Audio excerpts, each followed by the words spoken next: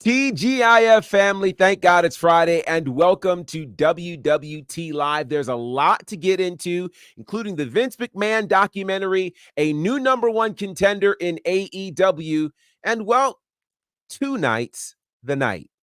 Howdy, folks. This is Willow Nightingale, and you are watching Women's Wrestling Talk. 10, 9, 8, 7, 6, 5, 4, 3, 2, 1, 0. Women's Wrestling Talk, the #1 women's wrestling network on the planet.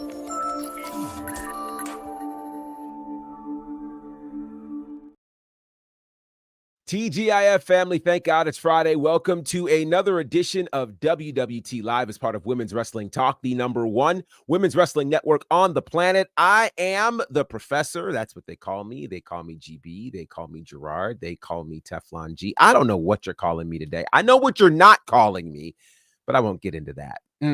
Very, very full day here on WWT Live. As we preview SmackDown, we go through all of the things that happened Wednesday night with AEW and a lot of other things that are going on. And yes, we're going to talk about the Vince McMahon documentary, all of that and more. I am not alone. Oh, no. Like the great Michael Jackson said, they are here with me. Let's start off with, of course, the woman who loves all things AEW, and she was with you for the Watch Along Wednesday night. Courtney's in the building. Courtney, how are you?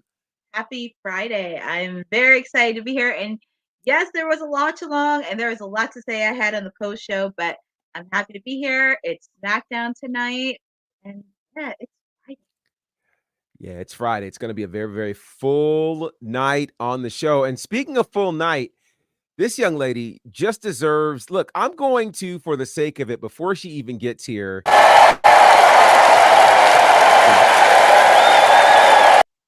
she gets applause because she's probably going to do about 4 hours with us tonight. This is insane.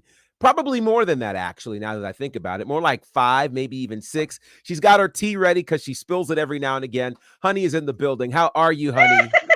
I am good. That Wednesday hangover was super real, I must say. So I had to come with a different kind of beverage today. The tea is piping hot, and I love it. Happy Friday, everybody. A big happy Friday. The chat is going off already. We love to see it. Dylan is here. Good morning to you, sir. Easy Knot is here. Good to see you. Karama Rose Whip, you were summoned. All right. I don't know who summoned you, but we're glad you're here. NXT bonnerfide. Thank you. You guys, y'all are all right with me. Cousin Ron, good to see you. Of course, the other half of do you guys have like a partnership name that you call yourselves? I think there's like a fun name you guys need to have. Yeah, you know what? That's something to think about. That's something to think about for sure. Yeah, I don't know if we have like an actual like faction or stable name, but we gotta work on that, babe. That would be great. That would be great. Let's see. I hope Courtney has a pen just in case she needs to sign something like Christian Cage, and I hope it doesn't get stolen. Fair enough. And yes, the WWF mug. And there's obviously significance to that, which is fun. Boza, good to see you at a great Grand Slam watch party. I am sure SmackDown will be fun in Oklahoma. Yeah, we're going to preview SmackDown and all of the things. But the first big piece of news deals with Cardi B.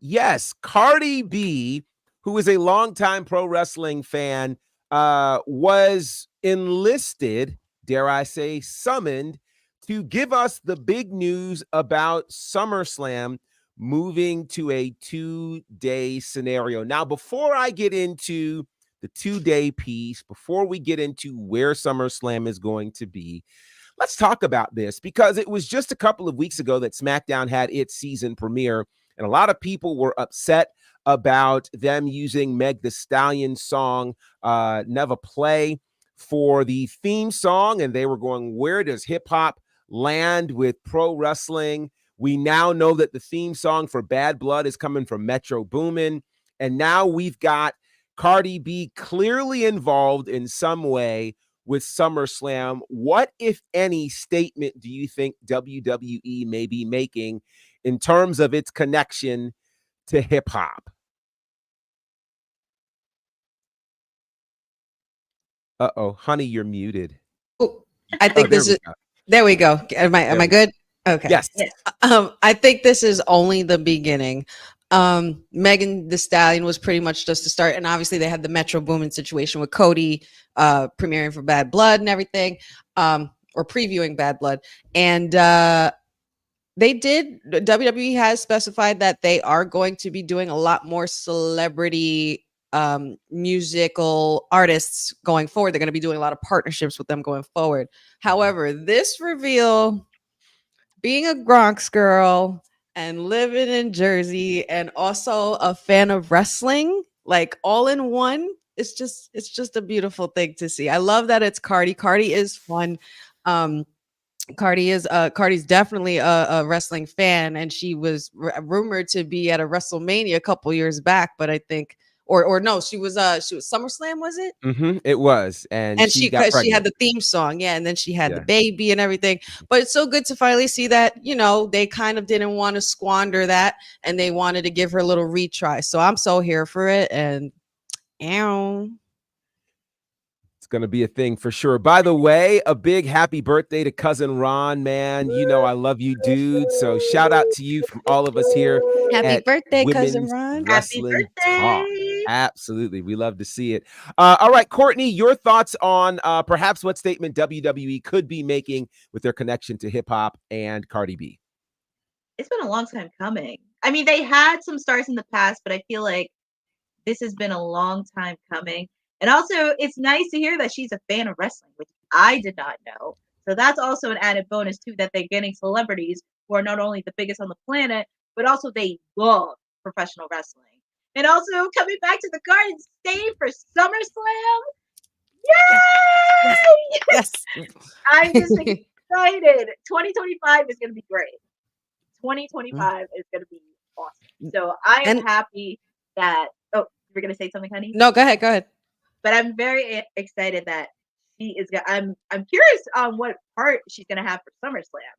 So I have a feeling she may tag team with Bianca or Jade or Naomi.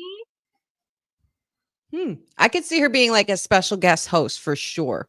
She Special could definitely guest host I the could see. night, and it's giving, when our loving HB Cakes, brought in Sexy Red. And I think that's probably, like we said, they were testing the waters with that. Just they could, and then it obviously shows because they were making room for this. And to have Bianca Belair in the ad as well, such a great plug. For sure. And so cousin Ron is correcting us that his birthday is actually the first day of SummerSlam. So I'm like, I was wondering, I was like, I missed that today. Like, but I mean, days are running together, so I feel better now. But we're getting a jump on it, cuz we're getting a jump on it. I love to see it. But yeah, it's gonna be interesting to see how all of this plays out. But again, it's certainly not the first time WWE has partnered with celebrities. This really goes all the way back to the early 80s and the start of WrestleMania itself, and how WWE at that point partnered with Cyndi Lauper, who was massive at that time during the start of MTV, and just really opening the door to all that would happen in terms of what was then the rock and wrestling connection. But now it's more so the music and wrestling connection, which makes a lot of sense. So congratulations to Cardi B. I'm super excited to see what all of this is going to turn into over what is now indeed a 2-night SummerSlam, August the 2nd and 3rd, 2025, MetLife Stadium. It's going to be big. It's going to be very, very big. A lot of history here. Of course, SummerSlam began in the tri-state area, Madison Square Garden in 1988. The second SummerSlam was there in East Rutherford, New Jersey in 89. So definitely a lot of history to this. There's been a lot of talk, and I know in our own group chat there was talk about this. So let's have a conversation. Thoughts on a 2-night SummerSlam? There are those who think that it should only be reserved to WrestleMania, et cetera, et cetera. But this is where we are right now. What do you think about a 2-night SummerSlam? Can they pull this off? Will this be great? Is it overkill? What do you think? We'll start with you, Courtney. This is going to be interesting considering it's their biggest event of the summer. So of course they want to go all out with this with the 2 days. So it's like you have your pros where it extends it throughout the weekend. There's going to be a lot happening. And also, I can see a lot of publicity happening leading up to it.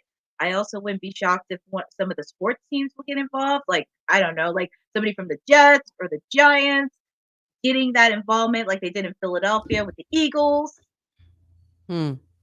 So I'm actually going to give it a chance because it's their biggest event of the summer.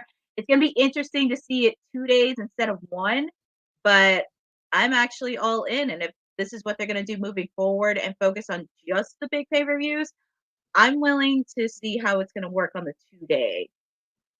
I like what you did there with when you said all in. She's going to get an AEW moment in. You know that. I love it. I'm so here for it. But I'm not mad at this. I'm really not. SummerSlam, between WrestleMania and SummerSlam, those are the 2 biggest events in WWE history, like that have been from the start. So I don't see a problem with them making this one a 2-night as well, considering that it's pretty much just as big as WrestleMania. The build up leading up to it, the whole, going from April to August is insanity, as you guys can tell, because look at the year we've had, so who knows what next year is going to look like by the time August 2nd and August 3rd here. And then of course in MetLife Stadium, a classic stadium, it was there when it started. It's only right that they do the first 2-night event at said place. You've had so many awesome moments. Honestly, the first SummerSlam happened, I was just born, which is amazing to like really recognize. But it's like, it's so cool. There's so much history behind it. And MetLife Stadium is such a great stadium. It's so fun. The crowd is crazy. And yeah, I like to Courtney's point, I think that they could possibly do some kind of collaboration, of course, with the sports. There's definitely going to be a lot of people in that building, but it's going to be a lot of fun. And to be outside in an outside stadium in the summer, it's wonderful. Like, you're not going to freeze your ass off in cold Philly in April. We get to, it really is a big deal. And I think it's awesome. I'm not mad at it at all. Well, just as we mentioned historic moments, in walks our elected official. The councilman is here. Councilman Pharaoh, how are you, sir? I'm good. I'm full. I just had my Popeyes, so the black side of me is pleased. And you ain't saying none. Don't throw me a 2-piece and a biscuit over here. Man, I got some wings over there just waiting for me. Wow. I kind of wish we were all together during the big chicken sandwich craze to figure out who everybody thought had the best chicken sandwich. But that's every time you mention Popeyes, it makes me think of that. But I'll do my best to stay on task because we have a lot to get to. SummerSlam, 2 nights. What are your thoughts about this, councilman? Money finna get made. And it's a good thing that it is 2 nights, like to Honey and to Courtney's point. It's the biggest party of the summer. So the sun is out. Like you said, you get to be outside. Same thing with like now combining with sports, like the 3-night weekend. Also now setting up for NXT, for Monday Night Raw, for SmackDown. You have all that. And then now including like these comedy shows like Sami Zayn is doing, like the Damian Priest show. Like, you have so many things now that will be able to occupy you outside. Outside of watching the actual show, that it makes that entire experience worth wanting to come back for 2 days straight. And with how hot all 3 brands are, like, again, I could even see we get some NXT matches next year here for SummerSlam, just because of how big it's getting. But I know one thing, and they better do this. If the final boss is not here at MetLife Stadium, you know he will be. He will be. If I don't smell what The Rock is cooking at SummerSlam, I'm gonna be upset. Or if these 2 guys are not one of them has to be at MetLife. Well, it stands to make sense since 2025 is the retirement tour that Cena would definitely be a part of SummerSlam. So let me go through some of these comments because there are a few comments over here. Boza said, well, before I get to Boza's, Jeffrey says, it's the biggest party of the summer. Why not have it 2 nights? Plus, we're going to have all of these call-ups, so it'll have time to spread out the roster, which I am here for. I don't know. There we go. So let's get to Boza's question. He says, can I be honest? No, we want you to lie, Boza. I am not a fan of 2 nights of SummerSlam. WrestleMania is already 2 nights. They are asking a lot from us fans. It's a money grab that might bite them in the butt. He continues to say, at one point, I can see all of the big 4 being 2 nights. It will be expensive to attend the big 4. Dylan says WWE is so hot right now, it's not going to bite WWE in the tuchus at all. He continues, I am not being rude, just the first impression. I will see it play out. Just the dates may be hard because a lot of us have kids that will be getting ready to go back to school. Anybody want to respond to his thoughts? Councilman. I got that because I've actually been to a 2-nighter. So I'm a very frugal person. I don't believe in going all out and stuff. So on that point, Boza, I'll be honest with you. Tickets are not as crazy as you think as they are. And I will give even a little secret. If you get your stuff like 2 weeks before the show, you can get some great seats for like very little. Like I went to the one in Tampa when they first came back. And I think where the announcement table is, you know how they have that section in the back, then they start the rafters. I was right there at the last section before you get to the floor. I only spent $120 for both nights. Both nights. So believe me.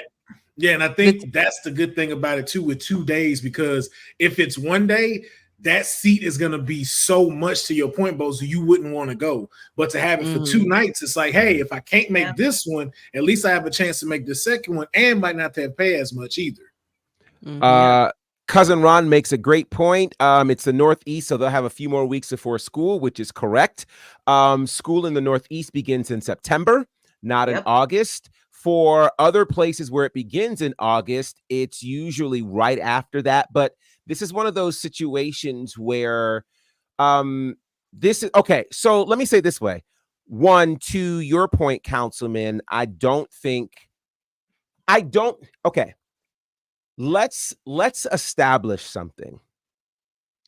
Premium live events. Well, okay, let me go back to one of my first trips to WrestleMania.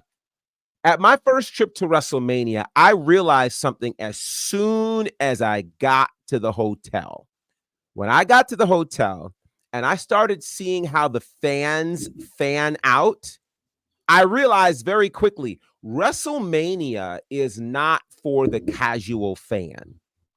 These massive premium live events are not for casual fans. They are for diehards or people who are they are fans. Fan meaning fanatics, right? They are the people who find the kind of value where you're not usually going to go to an event like this and just barely have enough to get in the building. You're going to go there with the intention to buy food, pay for a hotel, rent a car, buy merch, all of the things. You're coming prepared like that. So in terms of a money grab, I mean, I think you got to understand these premium live events really are akin to what's happening with the NBA Finals, with the Super Bowl. And if you think about those particular events, while the main event might be one day, the NBA Finals, for instance, or no, I'm thinking All-Star Game. Let's talk All-Star Game. The NBA All-Star Game, you've got multiple events happening over multiple days, so WWE in essence is honestly feeding their fans. Now let's also consider one other thing too. They've said that in 2025, they're looking to pull back on their live events. So they're not going to have as many live events as they have had in previous years. So at one point they were running like 300 dates a year. I'm hearing they might do 200, maybe even fewer than that. So what that means is there are going to be fewer up. And plus, if we remember how this year the WWE took a number of premium live events internationally. So the opportunity for you to see a premium live event in the United States is fewer and fewer, less and less. So because of that, a 2-day situation for something historic like this in a big stadium, oh, that's a big deal. And people will make their decision on that. And again, given the way that WWE is rolling, they are finding great success. People are doing very well. And that's just kind of how they have done that. So I think it's a great opportunity. And let's consider this too. SummerSlam is at this point about a year away. You have WrestleMania. I think we can be clear to say not everybody goes to all of these PLEs. So you pick the PLE you want. If you can't get to Vegas for Mania, perhaps SummerSlam on the East Coast is the next best bet if you still want to get that 2-day stadium-like feel. So I'm not willing to throw this out simply because WWE has figured out we're not going to do 16 matches. You know, we're going to make this a card over both nights that makes sense, that you'll want to tune in for. And WrestleMania, I thought, was a great template. So we'll see what they do for SummerSlam to make this work. And again, we've got a little time before we get there, but it definitely seems to be the way going forward, since we know that SummerSlam 2026 will be in Minneapolis, and it too is a 2-day affair on August the 1st and 2nd. All right, let's move from the future to the past, that being this past Wednesday night. Jon Moxley fought Darby Allin to become the #1 contender for the AEW World Championship. A lot happened at Ground Zero. Grand Slam. I don't know why Ground Zero came out. A lot happened at Grand Slam, including Bryan Danielson's first appearance since All Out, an amazing match that we saw against Nigel McGuinness. And so we now know that Jon Moxley is the new #1 contender and will take on Bryan Danielson at Wrestle Dream. Let's start here. Was Moxley becoming the #1 contender the right move? And I'll start with you, Courtney. I shared my feelings about it on the post show. I didn't like it. I was so mad Darby Allin lost because I was like, man, I really wanted him to face Bryan Danielson, but obviously, because I do obviously, but I was a bit not surprised on Moxley because he has this obsession on wanting to beat Bryan Danielson, considering they met before, because I actually did look up the last time they met was 2022 at Revolution, and Moxley won. So it will be interesting to see this match. I mean, I can understand why, because of the feud and especially what happened at All Out, but I would not be shocked. But I do believe they will have a match because it is going to get physical. It is going to get a lot of violent. There's going to be a lot of shenanigans going into this match. And I'll give it a shot to see how it plays out, since Wrestle Dream is right around the corner. And also what's also some of the stuff that's going to be leading in. Of course, Moxley, he's going to have 3 of his members compete on Collision on Saturday. And also curious on what's going to happen moving ahead next week on Dynamite. All right. Well, with that said, I do not want to delay the presence of this guy.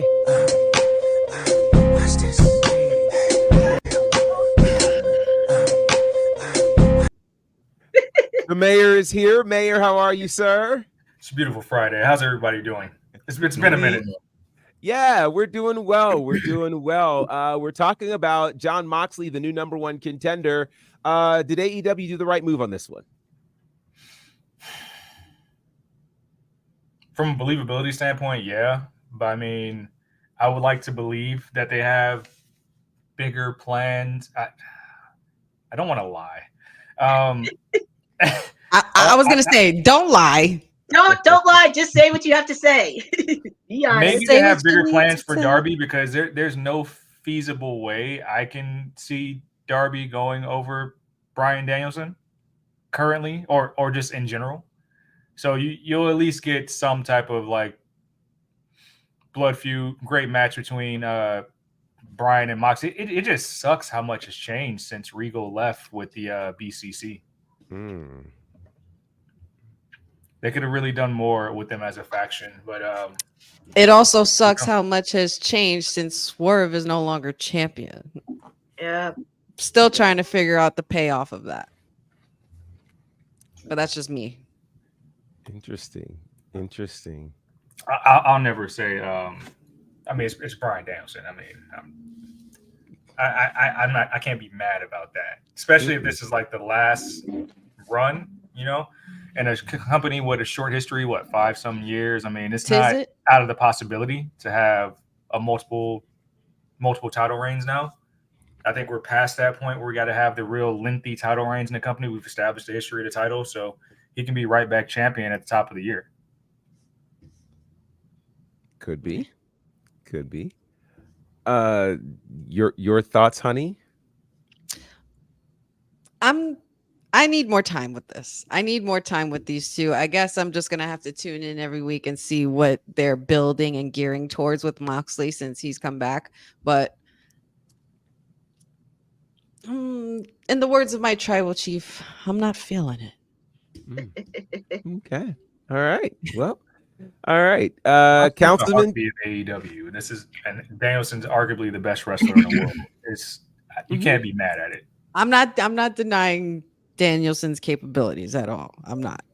I'm just not sure where this is going, and I really want to know where it's going. I just don't see it. Okay. Councilman, any thoughts? In the words of my guy Ed Love, come on, son. Y'all do that's some bullshit. Taking Darby Allin out that match, y'all already know. John Moxley could get a title shot at any time from Daniel after turning on him. Why was it necessary for Darby to give up his number one contendership so we can get it now? And the fact that y'all wrestled together before. Like, this could have easily just let Darby get his stuff off. Daniel retains, that's fine, but you at least like show like Darby can stand in the title contingency realm. But now it's just like, yo, I've seen this already. I've already seen this. And to say like y'all are trying to keep up with everything else and make some dope stuff, and I don't like that Moxley wears V-necks. I never trust people with V-necks. They're never up to no good. They're never up to any good. Name me one person did something great with V-neck. I have a bunch in the closet, but that's neither here or there. You just stated my point right here. You just stated my point.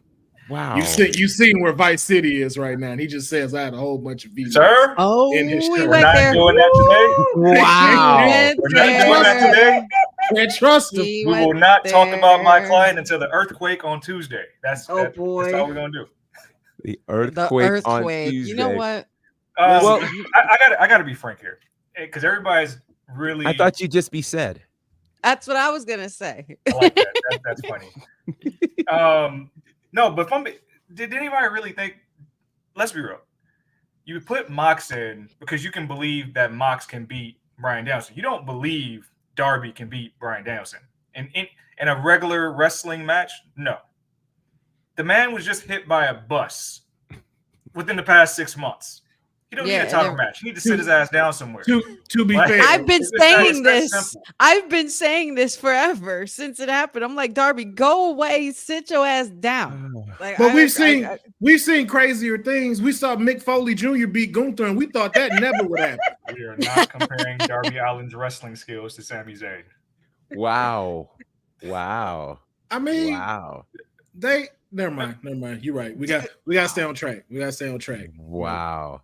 We got a big. Well, I'll tell you what may have shocked the world. Also, Wednesday night, we found out that MVP is all elite as he showed up during Grand Slam, interrupting Prince Nana and somewhat suggesting that if Swerve Strickland is actually ready, that he is open for business.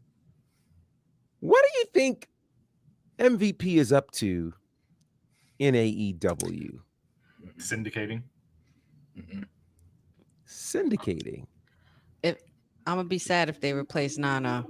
I'm gonna be sad if they replace Nana, but not for nothing to have somebody behind like MVP behind Swerve would be a great look. Stay in your my ass opinion. away. Stay your ass away from my Swerve. You stay your ass away from my Swerve. Swerve is perfect where he's at. I don't MVP, stay your ass away. Yes, yes. We just had yes. this discussion of why he should still be champion. How's he perfect right now? Because Daniel Bryan's about to retire. We get that. If that wasn't there, you know Swerve would still be champ. If that was not a factor of Daniel Bryan being on his last leg of his career, we would still have Swerve as champ. That's the only reason why that happened. There's a lot of storylines for Swerve that really don't need the title now, if we're being honest. He's still got to rebuild his property out there and get his league back. So, I mean, if this is leading to anything with the and I don't think it's going to be an alliance. This can be the first time you see two prominent black superstars go against each other in a meaningful way in AEW, if it's what it's going to be, which means an appearance by Bobby Lashley, maybe Shelton. And they try to recruit him, and he don't want to do it because he's kind of leaning more to the babyface side instead of that tweener side. It can be really big if they do it the right way. They have to do it the right way. Yes. Courtney, any thoughts? I was not surprised that he was there on Wednesday. I don't want Swerve and Nana to break up. I don't, but you know, like everybody said, if Bobby Lashley comes in, Shelton Benjamin, and also it would be a good opportunity for MVP to recruit some AEW originals to the fray, like Private Party, Top Flight, at least just getting under the fray. And somebody mentioned Powerhouse Hobbs, because he's rehabbing right now, so he's coming back soon, because I don't know where he's at with the Don Callis family, but he's ready to come back. So I'm actually curious on what's going to lie ahead next, and also the upcoming weeks, considering the Wrestle Dream is going to be in Swerve's hometown. So that is going to be another interesting segue on how this is going to go. Interesting. Some interesting thoughts out here as well. Let's see. If Swerve is a heel, then Nana gets beat up while MVP watches on and laughs. MVP accused him of shucking and jiving. That is correct. Jeffrey says, I don't want to see Swerve away from Nana. MVP needs to find Hobbs. MVP said no shucking and jiving. Yeah. Hobbs and MVP, that would be a great combination. It would. Bobby is coming in, but the question is, does MVP convince Swerve to beat up Nana and join the business? Yeah, there are lots of questions. Let's see, EJ Nduka and Lee Johnson. That'd be interesting. I don't know. EJ, yes.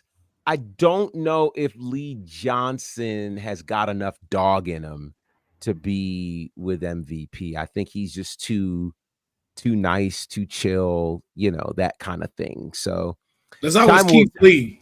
Keith Lee ain't doing nothing right now.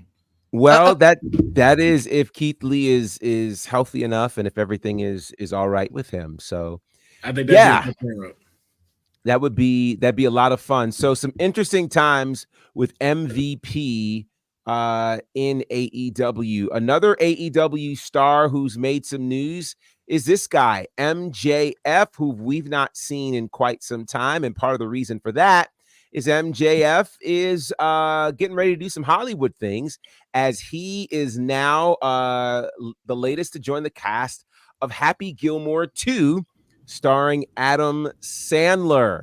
This is going to be on Netflix. And while the details of his role are under wraps, a lot of the originals from Happy Gilmore are returning for this. So congratulations to MJF, who seems to be doing a bit more on the Hollywood side of things than many would have imagined. Do you think this is a good look for MJF and AEW to be a part of what's going on here with Happy Gilmore? Absolutely. Yeah. Mm-hmm.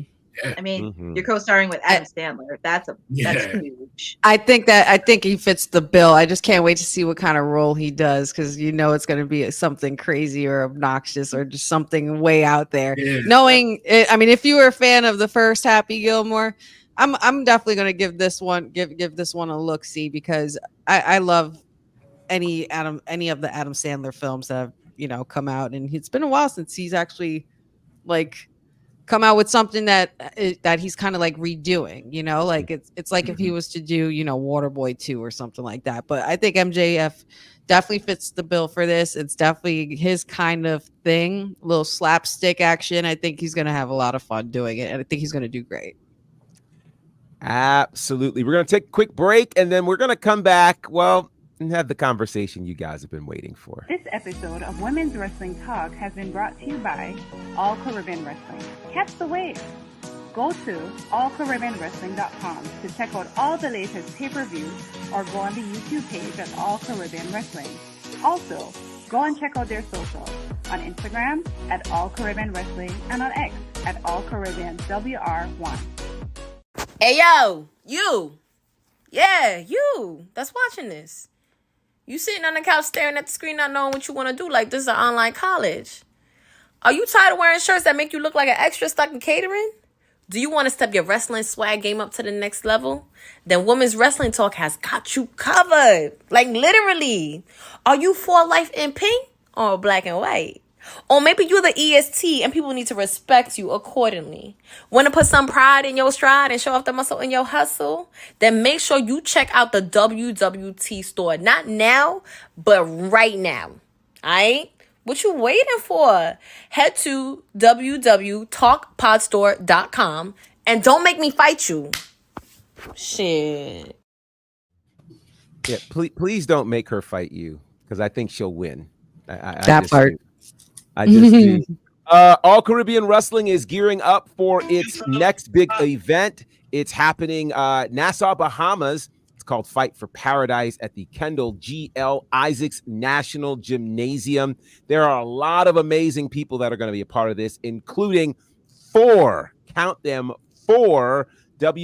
Hall of Famers. That includes Mark Henry, Teddy Long, Ron Simmons, and JBL of the APA. They'll be there along with tons of others. You will absolutely want to be in Nassau, Bahamas. The Bahamas treated All Caribbean Wrestling very, very good back at the Baja Bash in June. No telling what's going to happen. I've already heard they've moved this to a larger venue than the last show, which is crazy. So you definitely want to make sure you're a part of Fight for Paradise at Nassau, Bahamas, October the 19th. You can head to allcaribbeanwrestling.com for more information. And of course, thank you to All Caribbean Wrestling for your continued support of what we're doing here at Women's Wrestling Talk. We appreciate you guys.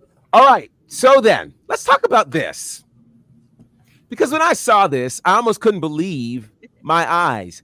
Kofi Kingston is going to be doing an indie date. He's going to be at a promotion called Ego at a show called Return to the Forge.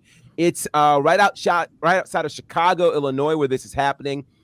The date of it is interesting to me, and you guys might figure this out. It's Saturday, October the 5th. He will be involved in limited photo ops. I'm not sure if he's going to end up in the ring.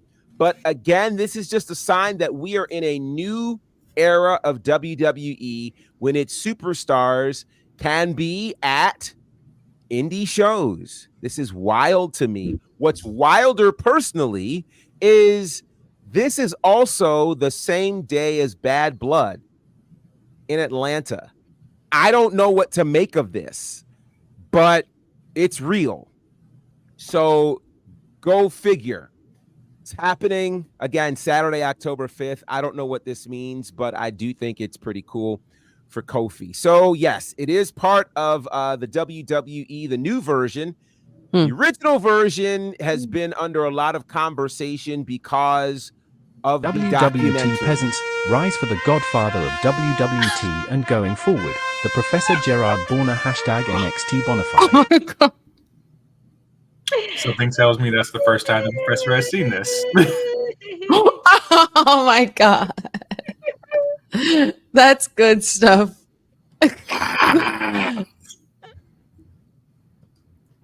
What in the world? I saw it in the chat before I jumped on because I guess this is your first time to hear this. I don't know who played that, and I don't know how it got here, but I do appreciate that intro a lot more. So thank you, producer. Thank you very much. I appreciate that. Wow. I can rock with that. That's a good one. That's a good one. That is so great. That was really good. Thank you. True story. We were in Jamaica, and I don't know how this came up, but I asked TK even in Jamaica, can we please change the intros? And I mean, she just loved the old intro, and I'm just like, does it matter whether I like it or not? I mean, I don't know. But anyway, to whoever did that, and I don't know who loaded it and played it, but thank you. That's very kind of you. Jeffrey, that was random. I know. I didn't have it planned. But thank you, Jeffrey. It should be my intro. The people agree. The people have spoken. And so there it is. Now back to the task and the matter at hand. Mr. McMahon, the documentary, it dropped on Wednesday. Already, it is among the top 5 watched shows on all of Netflix. It's actually at number 3 as of right now, which is pretty crazy if you think about it. I know there will be a watch along on episode 1 later tonight, so you guys can come back and watch in detail and get immediate reactions as people are watching and the like. But I did want to, I know a number of people have watched the whole thing. Some have seen bits and pieces. I'm curious, and I started this a little bit on Wednesday, but we hadn't watched that much of it. But now that some of us have watched the whole thing, or at least more than one episode, I'm curious. Again, one takeaway from this. Should I get off here? Because I have not watched it at all. Well, no, you can stay on. You don't have to get off. Same here. That's fine. Yeah, because I haven't had a chance to watch it. No offense, Professor. You dropped a bombshell. I did drop a bomb on the first hand. I was like, I sat with that all night. Like, me and my friends had a discussion in that of just like, yo, imagine it. I won't even repeat it because Sid hasn't saw it. But I sat there like, it would change the night. It would have changed the world on Wednesday. It would have changed the whole world. But he meant that like you didn't see the episode, and yeah. Yeah, so I didn't want to throw it out there if you hadn't seen it. Oh, all good. Well, trust me, there's so much in these episodes that if we allude to something you haven't seen, don't worry. You'll get to see it and all the things. A lot of it is definitely things we have seen. So to your point, Professor, when we were discussing before we went live, this is actually a lot of things that are in here can actually be confirmed. You know, as far as like the history and things that we've seen over time in other documentaries. But this is it's such a good documentary to get into because it's so sensitive. You know what I mean? It's so touchy. It's so there's just things that there's just lines that could be crossed, saying the wrong thing or you know, anything like that, or any kind of opinion. But I think this definitely was a good pot stirrer. I won't say much, being that we're going to be having our own watch along later on for this. So stay tuned. Courtney? I'm not going to give much details because I just finished it today. I'm not giving a lot, but there is just there's some stuff that we already know, but there is just some stuff where it's just eye-opening, and there is a lot of controversy that'll make you cringe. That'll make you question and old head scratch. But I'm intrigued on what's going to happen, everybody's reaction and the watch along later tonight during episode 1.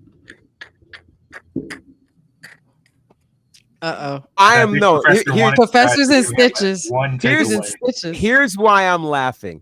I'm laughing because as I crafted this show, I'm like, okay, I know I'm going to give enough time to this because there will likely be something that the people want to talk about, and you know we'll do this, and then there'll still be plenty of room for the watch along, and then everybody's like, I don't want to give anything away, so we got to watch along tonight. Okay, so no, but Here, what, okay. what? Yeah, what do you want to get I'm gonna into give. about it, I'm gonna Professor? give. I'm gonna drop another bomb. That's what I'm gonna do. But the bomb is general. No. The bomb is general enough to where. Okay, I actually alluded to this in kind of our pre-show, so Honey probably knows where I'm going. But what I will say is this, and here's the bomb. You can keep your ears open for this. I'm going to drop a point that I don't think most wrestling fans are going to talk about, because I think most wrestling fans are going to watch this documentary clearly for what didn't I know about Vince that I want to know about Vince now. And, you know, they'll ask questions about, they'll ask questions about all kinds of things, like, you know, the screw job, you know, blah, blah, blah, which, by the way, let me say, the beauty of this being done independently is that they go to the places that in some cases we've not heard Vince directly talk about. Yes. So there's that. Secondly, and I'm leading to my primary point. Secondly, what I think is interesting about this documentary is, to a degree, it's the history of WWE, but you can't tell the story of Vince McMahon without the story of WWE and finding out where he is woven in there. So there's that. But here's the kind of my overarching point. There, later in the show, later in the documentary, I felt like it took a turn. Yes. And it turned from, you know, here are the wrestling dates, the wrestling events, that type of stuff, to the things that I think most people could see themselves in. And so here's kind of my takeaway from this. My takeaway is, hurt people hurt people. Mm-hmm. Yep. Vince McMahon literally spent his entire career ultimately trying to gain the approval of his father. Mm-hmm. And as such, when he had the opportunity, as most people who have the opportunity to right the wrongs of those who went before you by doing it a different way, he opted to do it the same way. Right. So much like his father kind of made him earn his love and made him work for his love, and he did all these things just to hear his dad say, I love you and I'm happy. He did the same thing to Shane. And to me, what it shows is, no matter your class, your age, your race, your socioeconomic background, we all want the same things. We all want to be loved. Yes. And we all want to be loved for who we are. Mm-hmm. And none of us should have to work for love. And I think while most people, you know, vilify Vince McMahon, by the end of this documentary, as worried as he was about what people would think about him, I saw a hurting 12-year-old that never pleased his father and made it just as difficult for his son to please him. I love that point, and I believe you are spot on with it, Professor. I'm also gonna counteract with this. The other thing that I saw with Vince McMahon in regards to his relationship with Shane, it kind of, the documentary with everything going on, it kind of blurs the lines still for where you have Vince McMahon as Vince McMahon, or you have Mr. McMahon, the character. And I think for him, and I'm not making excuses for this man at all, but what I'm saying is, I feel like throughout his life, the lines were always blurred And he even said it in the documentary. He's like, well, sometimes am I Vince? Is Mr. McMahon the same as Vince? I'm not sure. I think it's more exasperated version of myself, or like a character. I'm a character. Okay. But when we got to the serious stuff and the emotional stuff, when it came to your kids and the allegations and all these things, like who's that? Who are you then? Because you treated your kids like they were employees. And honestly, he made it very hard on his kids because he felt like he had to hold them to a different standard, didn't want to show nepotism or anything. But that's not always the way to go about things. You should have been able to take pride in the fact that Shane wanted to carry your legacy. He wanted it bad. And I don't want to talk too much about it because I know everybody hasn't really seen the documentary in full, but I got really emotional seeing that because I believe it comes from a relatable standpoint. Like it hit me, you know what I mean? In the feels where I was like, Shane, I get you. I feel you on that. And Vince never actually got that pat on the back ever. You know, he said his father told him he loved him before he passed. And that was the only time he actually ever said it. But other than that, what he really wanted was for him to be proud of what he was doing with the business. So the lines were blurred. I felt like Vince was lost in the sauce and the lines were blurred where he had to be one way and he was another way, but then he also had to be dad and this and that. And it got you lost a little bit, but I totally understand your point, Professor. I'll also say to that end that I'm going to preface with what I'm about to say with these are strictly opinions. Mm-hmm. And these are opinions that are extracted from what we watched. All right. Yes. When you watch the watch along, you will extract your own opinions. But one of the reasons why I'm having the discussion at this level is because I know most wrestling fans won't. That's what's going to make this different. And for me, I feel like, and someone was in the comments the other day saying, I think it's so unfair that wrestlers have to be on 24/7. I will say this. I feel like, and we see this in movies and other places as well. Even in real life. Especially in real life, people often create alter egos as their form of escapism. Yes. With that said, it also allows them to not take responsibility for their actions or their thought processes. So that is to say, well, I can say, let me take it out of pro wrestling. All right. So people don't think I'm talking about Vince. One of the issues that's happening in hip hop right now is there are concerns about, well, who really said these lyrics? Is it the artist or is it the person? Right. And are these lyrics causing people to become violent in their activity and things like that? And there are artists who are saying, well, hey, this is not the person. This is the artist. It's art. I'm just creating art. And that's what it is. And yet that art is a derivative of your real life experience. So the question is, you have to decide which it is, right? If you're going to separate the art from the artist, then you have to draw that line so that it's very clear. Other than that, it's blurred. And if it's blurred, there's no choice then but for people to believe what they're seeing. But I think sometimes the art versus the artist, blurred lines, all of that type of thing can be deemed as a scapegoat to remove you from the responsibility of whatever and include the whatever, right? That whatever being, okay, let me put it to you this way.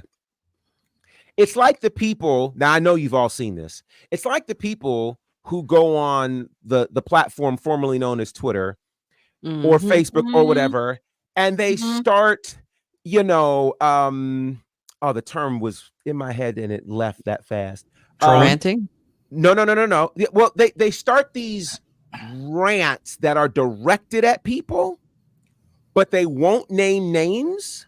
Yes. And then they talk about, I'm just sharing my thoughts. I'm just talking about, no. You're talking about this. You don't want to be direct enough to use the person's name. So you're just throwing out all this information, instead of you're subtweeting. That's what you're doing.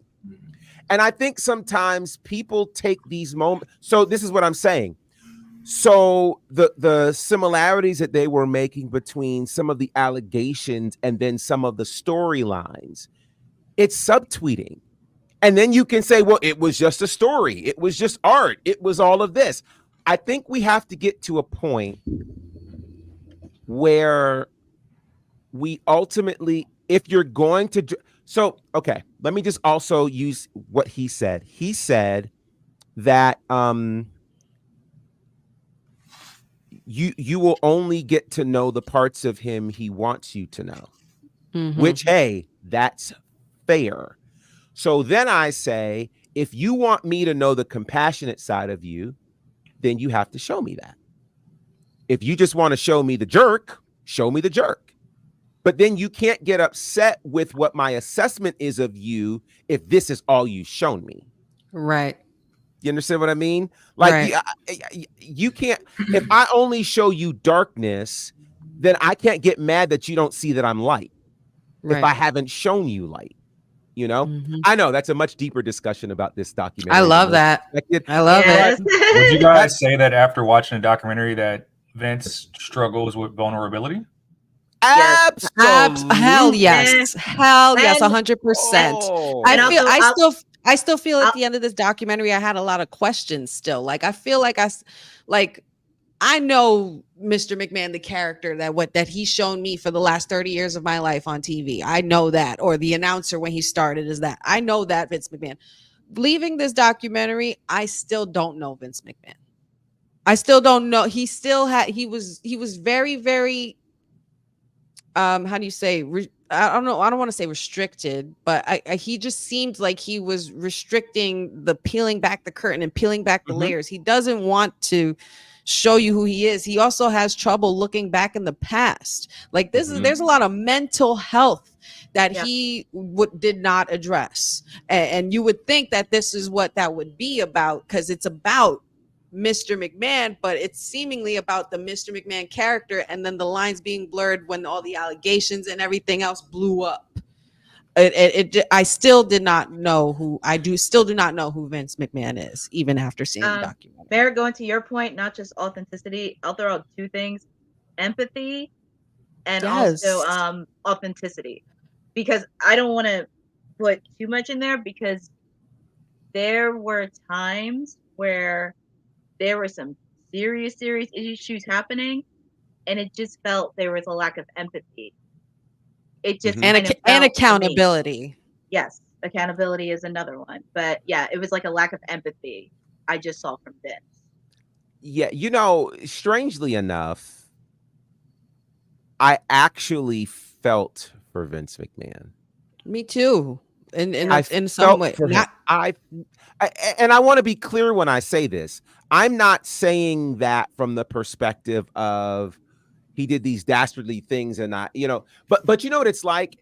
It's like when you watch the movies and they tell the story of the villain and you see how the villain became the villain.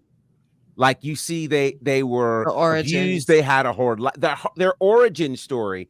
And I just felt like, what would Vince's life had been like had he had a loving, empathetic father who pulled him in, hugged him, told him he loved him, told him he valued him? I just wonder, this is much more of a different kind of analysis of this. There's a lot more wrestling things involved in this, which you guys will certainly get to see. So I invite you, after the SmackDown watch along tonight, will be the watch along for episode 1 of Mr. McMahon right here on Women's Wrestling Talk. So you guys can check that out and come up with your own questions. And there's a point that I made on Wednesday that is in episode 1. When you hear him say it, if you watch this show on Wednesday, you will understand why my brain went. I just got one There's question. still a video coming. I just got one question then. is his other son, Hornswoggle, gonna talk in this documentary? Is he in this? Strangely enough, he is not. And I maybe they couldn't find him for comment. I don't know. Why he ain't accepted his child, man? His child. Hornswoggle McMahon should be in this documentary, okay? Hornswoggle McMahon. That's done. pure comedy. Oh my gosh. All right. So then let's talk about Swerve. There was conversations about Swerve earlier in the show. Well, Swerve made his way earlier today to the Breakfast Club. A lot of AEW representation on the Breakfast Club this week, probably because they were in New York. He said quite a bit in this interview. One of the things in the interview he said was that WWE did contact his representation after he left the company, but he did not say specifically if it happened while under AEW contract. And so he talked about the fact that they did ask about his availability. He also talked about, that whole rumor that was out there about whether or not WWE felt some kind of way about his new contract.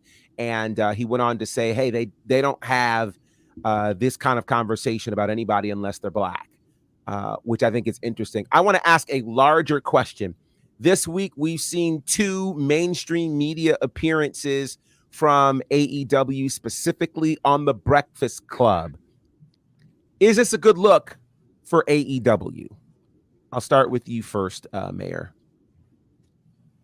Absolutely. Because you're going, and regardless of what everybody's thoughts on the Breakfast Club and that type of media, journalism, whatever you want to call it, they're venturing into those audiences that we have criticized them for shying away from this entirety of their being. They're going into those urban audiences and trying to say, like, hey, we have performers here. We need to pull in that side of viewership. With Mercedes, with Swerve, it's a good look. The fact that they're willing to be the faces of the company in that regard is smart, because you're going to bring in more than your casual fan. Swerve does music. Mercedes has aspirations of doing music as well. Why not go to these different media platforms and outlets and try to showcase AEW in that light? So the more for the casual fan who is a professional wrestling fan but just knows WWE because it's the juggernaut in the world, it makes all the sense in the world. So it's good that they're using that platform, because that's going to lead to more things. We're used to seeing WWE to do media real tough with the ESPN spots, with the Today Show and all the morning shows. This is where that will trickle down to, just because you took the time to start in the #1 market in the country, no less, in New York with the Breakfast Club. Makes perfect sense. And hopefully the dominoes fall in the right direction with a lot of these other media outlets that are saying, like, hey, that was a good interview and it did these type of numbers. Let's pull you in. You see it right now with Shannon Sharp. It's like, oh, something big happened. Let's get him on Club Shay Shay right now, to pull him in right now, right away. Technically, that was because of Cat Williams.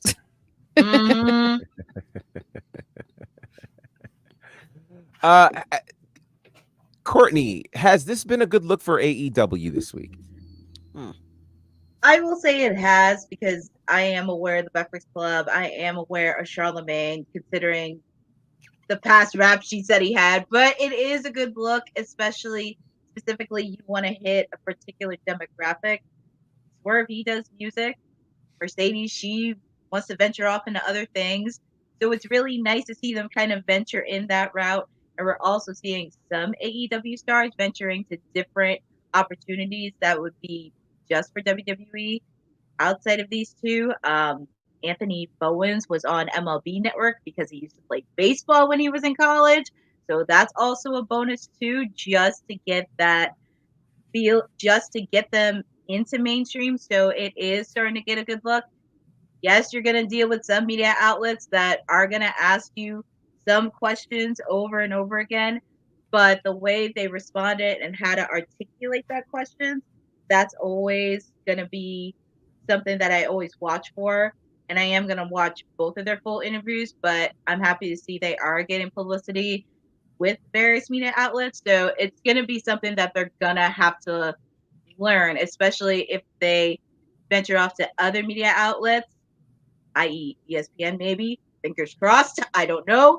But they're going to ask them challenging questions. So this was actually just a taste of what they're going to get soon. the amount of caffeine that will be used if you see Tony Khan on morning ESPN programming. That's funny. I can't wait. I can't wait for Mouthy Monet Records. It's gonna be awesome. Mouthy Monet Records. Wow. All right. So SmackDown's happening tonight, and there's quite a bit to talk about. The women's matches, there are quite a few. There are two of them that we know about tonight. Mi Chen takes on Piper Niven. And then this is one that's got a lot of people talking. Naomi versus Bayley. The winner becomes the #1 contender and gets a shot at the WWE Women's Championship at Bad Blood next Saturday night. We've got Andrade versus Carmelo Hayes Part 6. Golly, this is going to cook. This is feeling like the NBA Finals right here. Seriously. And I'm here for it. And then Solo Sikoa returns with the rest of the bloodline. Apparently, there's a lot that's going to be happening. Let's go back to this match here. I acknowledge my tribal chief. Naomi and Bayley. That's how we're gonna do it from now on. I acknowledge my tribal chief. Who will leave tonight as the #1 contender for the women's championship? Neither one of them. Stop it. Neither. Oh, you know what? No, I'm following you because it would make more sense if it was in the aftermath of last week when they both pinned Nia. It would make more sense if it was a triple threat and Nia just came and just nerfed the field. Yep. The theory I put out here last week is that Bayley's little run is probably run its course. I would like to see her NXT if possible. I know little run. My goodness. I mean, what a way to talk about the second best horsewoman. My God. I mean, even I gotta say, it was mild. It was mild sauce. Nothing wrong with mild sauce on tacos. I'm just saying, like it's run its course. It was about toppling over damage control. She did it. They're on a different show, but like Naomi needs to shine a little bit more. I just don't think they'll do Nia versus Naomi straight up. Oh, I think so. I that's what I would love for them to aim for. I've put out my honey pot predictions earlier on the socials, and I'm like, all this bloodline this and bloodline that. What about the ladies? Who's to say there can't be a blood feud between the ladies in the family as well? I would love to see Naomi go one-on-one with Nia. It wouldn't be the first time that they've met each other on a grand scale either. And Bad Blood, for some reason, it just makes sense to me. It just has a really nice ring to it. And I know them two could go. They know each other. And that's probably where the best chemistry in the ring lies too. So, give me Naomi. Yeah, I'm going triple threat action. I don't see. I'll confirm Dusty finish as well. I think triple threat makes more sense in the card. And I don't see it. You know what I see with Naomi and Nia? If it's not Bayley, I see if they do a War Games for SmackDown, Team Nia and Team Naomi. And then this is when you get Bianca and Jade, and then maybe Bayley and one more other person with whoever Nia Jax is going to get for War Games. I'll go a step further and say, I'll say triple threat for the only reasons that Bayley is going to have to eat the pin. Yeah. I don't think Naomi can afford to eat the pin in that regard if it was one-on-one. So Bayley has to eat the pin because she has already. Or does the triple threat match actually happen? And Miss Tiffy cashes in. Then what? And then you make it a fatal four-way. Hey, Oh, sorry, Councilman. I'm sorry. I said too much. No. That's ambitious. A fatal four, but we won't hurt. But it would be good. It would be good. But you know what would be great if they're down and she cashes in then and lands that title. That fatal four-way. So we want to be strategic. I get you. You want to be strategic, but think about and smart. But think about how big that would be for Tiffy. You have Bayley in the ring, one of the horsewomen. You have Naomi, who's made her name for herself in her own right, and then Queen Nia Jax and you go over on all of them after cashing in, after they've completely destroyed each other. How crazy would that be? She's already fought the number one horsewoman, so you know what I'm saying? We've been down that road with Bayley already. Naomi, we've already taken care of Naomi already. It's Queen Nia we got to focus on. It's Queen Nia we gotta get that built for. But I see what you're saying. But we got bigger plans for my client for when she cashes in. It's gonna be a star-studded number. When you walk away, you ain't even gonna remember what match was happening when she won. Well. Any thoughts on this one, Courtney? I can't declare a winner on this because this is gonna pretty much end in shenanigans, and I can see a triple threat match happening.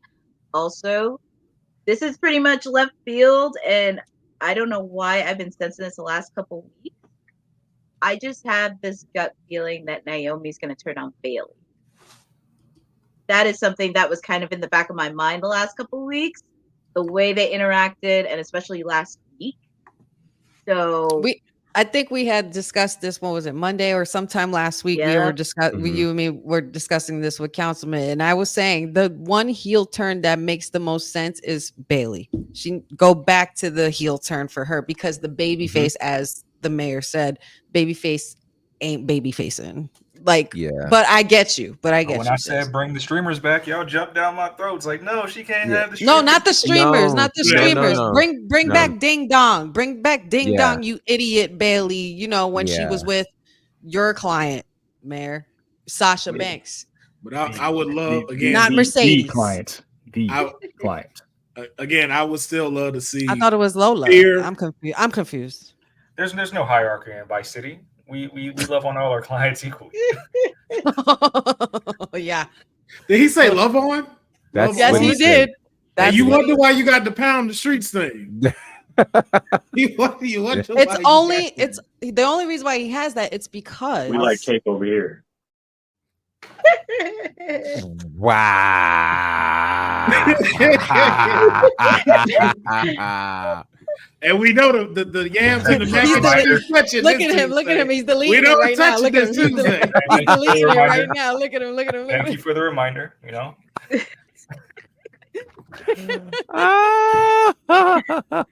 Oh man. I love that. Boy, so yeah, I said. I'm just ripping you said. Infringement on name, image, and likeness around here. You know.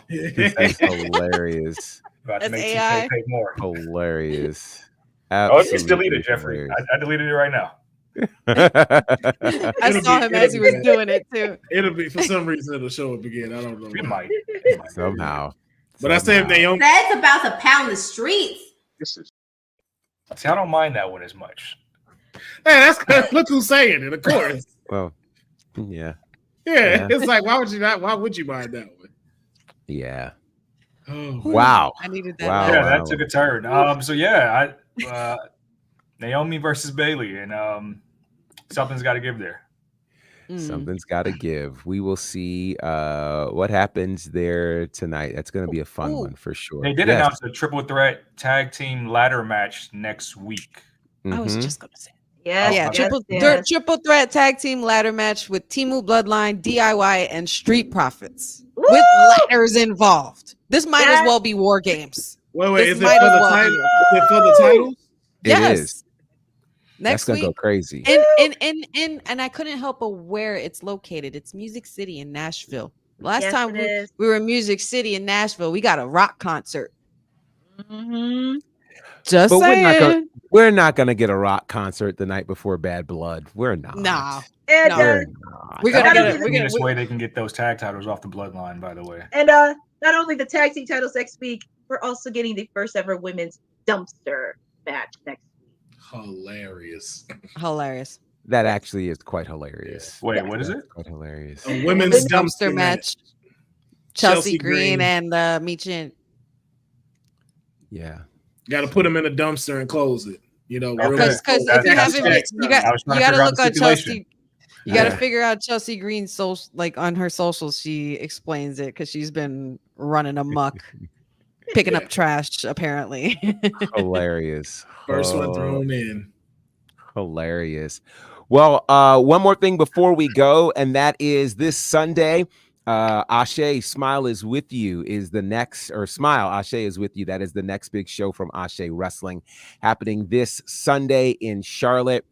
Several great matches, including, just trust me, there's something you're not going to be able to take your eyes off of. Karen Bam Bam Renee and Faye Jackson. Faye Jackson is literally coming out of retirement for this match. Trust me, it's going to be special. Aaliyah James from the UK is taking on Savannah Evans. There's great tag matches happening. The Culture Inc. against the Kentish Brothers. We'll also see frontman Jasi against the gifted one, Yaya. Darius Lockhart will take on Chase Coleman. That is the son of Caprice Coleman. Then we've got O'Shea Edwards taking on Owen Knight. That's going to be crazy. Main event is a 6-pack challenge. Duke Davis, Rehan Anteas, the Jet, Kevin Knight, Movie Mike, LeBron Cozone, and Man Like Doris. They will be in a 6-pack challenge.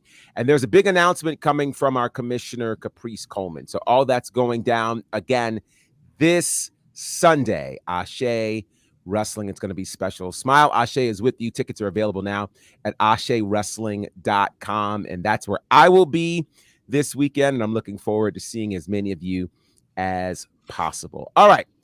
There's a lot happening, and we're going to try to break so that some people can rest before the watch along, because it's a full night. Watch alongs, plural. Plural. That's right. Plural. All right. So, Councilman, how can the people find you? You can just find me at my regular handle today. It is Will Pharaoh, PHARAOH. No crazy tags, no nothing. I want to make sure everybody go get rest for this watch along. But I will say, TK, you better show up this time. I know that much. Show up this time. Because if I don't get this watch along tonight, I'm watching all 6 of these episodes. I'm not waiting no longer. So there was supposed to be one on Wednesday, right? So I would go throw this out there. Here I am. We got a time. Here we are. I'm like, okay. You know what? She say, we're going to do it after the AEW watch along. I say, bet. Mm-hmm. That's right. So I did hear her say that. I was like, can we do it at 7:30? She was like, sure, no problem. 7:30 come. Here I am on the StreamYard. I see her live, and I'm like, oh, so she may be already on there. I done walked into Courtney's show. She on the Go show, and I'm like, when you walk in a room by mistake, you're like, oh, my bad. It was a fun post show, by the way. Yeah, it was just like, oh, okay. Then, that ended, and I was like, oh, I now see the link pop up, say Mr. McMahon watch along. And I see a message where she says, I'll be on in 15 minutes. I say, okay, that's at 7:45. I sat there till 8:38. Oh, wow. Wow. And then she called the next day, was like, why you didn't text me you was in? Because you said you'd be here in 15 minutes. Why would that man play games with me? Why would you play games with me? I've been fighting so hard not to press play on that documentary. I'm sorry, but I can't even imagine, like, while Courtney's in the midst of it, and then you just insert yourself right in and you're live. AEW, whoops. And it just came right up. I was like, yeah, so that was crazy what happened at that match, right? I'm just trying to scroll to see what happened. I'm like, oh, okay. Man, that's great. That's great. Hilarious. That is great. That is great. Oh my God, that's funny. Wow. Oh, poor Councilman. Yeah, poor Councilman. Well, now the people know. Courtney. Boss lady. That is boss hilarious. Courtney, how can they find? Well, I don't even know where the boss lady is right now. So that's going to be funny whenever she sees this, if she even sees this. I'm not going to tell her, but hey. Courtney, how can the people find you? They can pretty much find me on Twitter and Instagram on @CourtneyNJ11. I am also here Monday, Wednesdays, and Fridays. You can also catch me on the weekly watch along on Wednesday, because next week Dynamite will be celebrating 5 years. So it's going to be a fun one next week. feel free to come in, and also you're more than welcome to join me on my post show as well. Excellent. And I meant to mention this, and we're just out of time, but we are officially at the 1 year mark of Jade Cargill being signed to WWE. And I was gonna ask what you thought about her year-long run, but maybe we'll get to that another time. Mayor, how can the people find you? The socials are the same. Ced says on Twitter. Ced is the answer on Instagram. Unlike Mr. McMahon, the mayor is not a gimmick. I really live my raps out here. And I would like to actually address some allegations that were brought against me on Wednesday in regard to Anderson .Paak. I did reach out to people, and I'm actually about to be in another state in less than 24 hours. So I just want to throw out an open invite. I have extra ticket to the Commanders Cardinals game on Sunday. First come, ain't nobody going to that. First come, first serve. Now the invite has been set publicly since the slander was made publicly. Because I don't know who's an Anderson .Paak fan and who is not. Well, you can also find me here Monday, Wednesdays, Fridays. There's going to be some new content coming up. I'm getting Jacob to wake up from his hibernation. I don't know if it's going to be a podcast or it's going to be a post show or whatever. But we're going to have a co-mayor's post show. There's going to be a couple articles coming out, and I'm actually happy to inform you guys right now. We are going to start tallying predictions as a panel going forward for every PLE. So I'm actually going to take the picks, formulate them in articles for every PLE, and then we're going to track those every single month, kind of like how they do in NFL and the NBA. So all that stuff is coming soon, along with a bunch of other lovely written content on the WWT website. Look, I'm so So take a pick, take a phonograph, no paper, just a Philly for the ride slot. Peace, see you later. I know you love the way it's going down. What's next? I know you love the way it's going down. What's next? I know you love the way it's going down. What's next? I know you love the way it's going down. I don't know why that was played. But that is a former intro. That is you and your tag team partner there. I was just gonna say before that came through, that, by the way, that is awesome, by the way. But see? I'm so proud of you guys. I'm so proud that the co-mayors are finally getting along enough to be able to get some things done. You guys been working out here. I love there's no co-mayors. Let's be honest here. There's one mayor. They want to act like they 100 plus episodes deep that is going to get revitalized. That's all it is. Dylan, you know what? I got a lot left in the tank.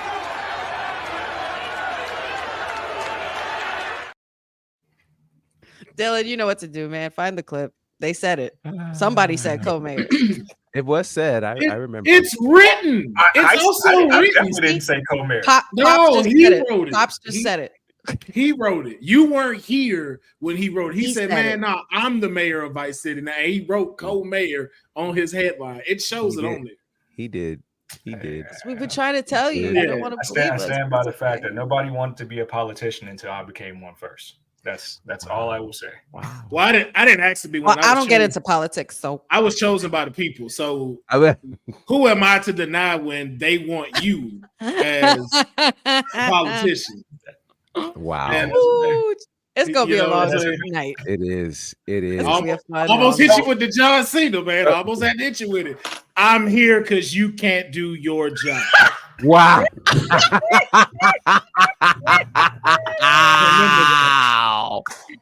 Wow. Stop it. Oh my God. And, you know. He was special.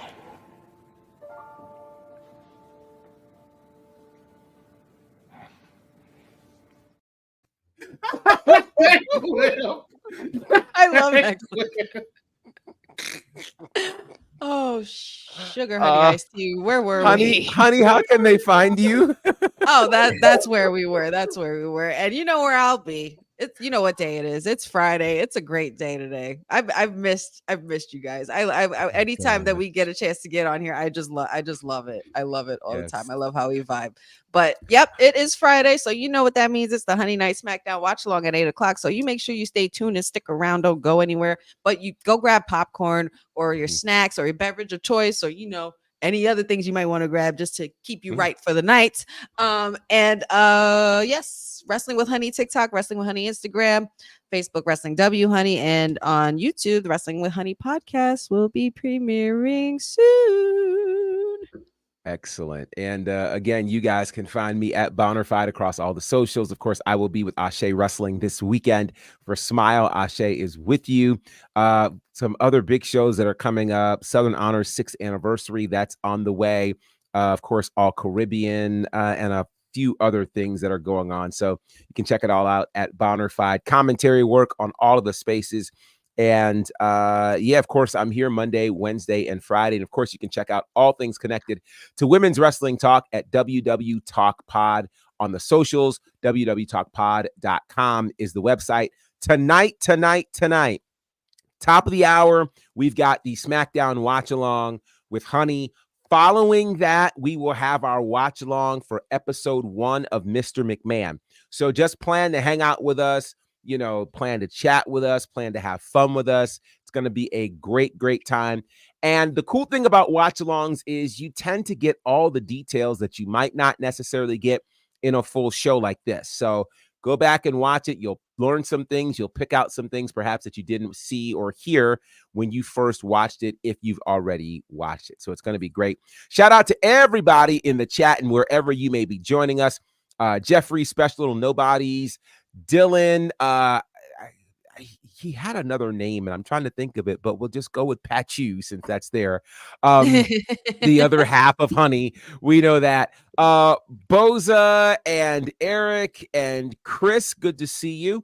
Lewis Johnson, good to see you. And cousin Ron, and no, it's not your birthday today. And all of the people, thank you guys for hanging out with us. You helped to make this the #1 women's wrestling network on the planet. We are Women's Wrestling Talk. Peace. Thanks for joining WWT. Don't forget to like us on all social media platforms at WWTalkPod.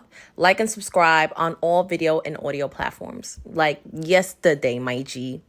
And check out our website at www.talkpod.com. Thanks for watching Women's Wrestling Talk, the #1 women's wrestling network on the planet.